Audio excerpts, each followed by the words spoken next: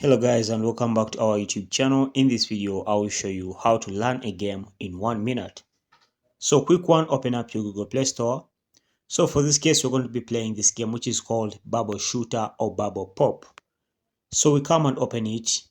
So if you don't have it, make sure that you download it, and then after downloading it, open it. Alright, so as you can see we are now learning how to play this game, and as you can see this is how they play this game. You just have to hit their targets as you can see.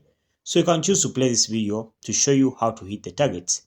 So if I move like this, I have to hit the target which is in green and boom. Hit the target in blue and boom. Hit the target in yellow, boom. The one in green, boom. The one in yellow and boom.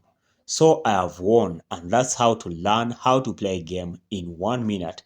As you can see, I've even got 3 stars. Okay, that's it guys. Like and subscribe. We shall meet once again.